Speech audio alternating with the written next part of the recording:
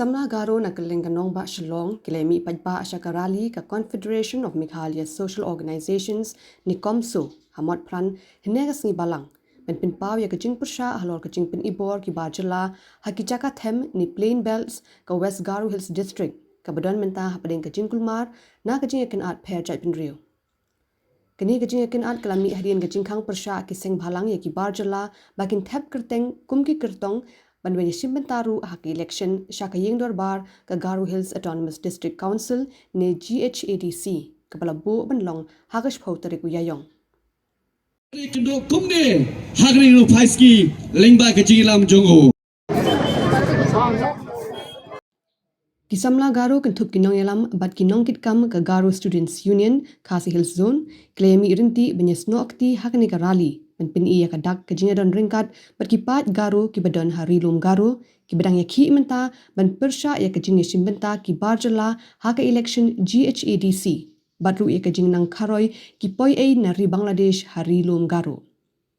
Katkum ka jingong kinong yalam ka CoMSO ka jingwan rumbian ki poi ai ka bo jingma ya ka jingdon pat ki riulum ka hok halor ka khandau ka siap ka jingyada katkum ka riti senchar kari ka balamang kerpang ya ki trai ri. In Garo Hills, we cannot deny.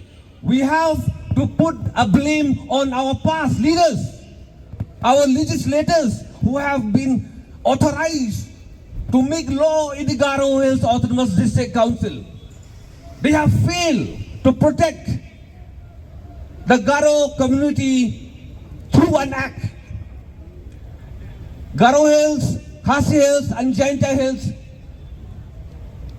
we need a very clear protection by law.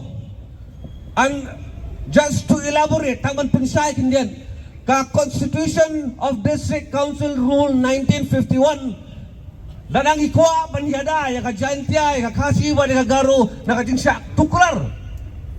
Jogi ki bamdai ki rulum ha ne po District Council ngi haban penkala ya ka ne ka edi rule ka basis pa arhu pra so para 1 basa para 3. Bat kadai ka kam ka basuk na ka basuk tang badle. Ya ka menglakran na ka por sa kapor.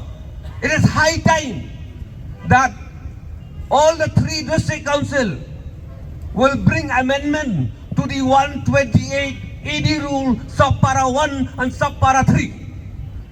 And if this is done, I guarantee you, nobody can put a finger or try to encroach into the district council.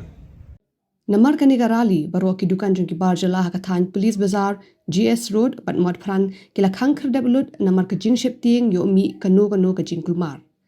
Ki pulit ka East Khasi Hills kila pinklan bhai ki bor pahara hakathan Motphran police bazaar nadu ka porment step pan pintikna bakani ka jingalang kanyat bet yairinti berbakan numpen mi ya ka huri hura Shillong bar ki jaka ba marjan.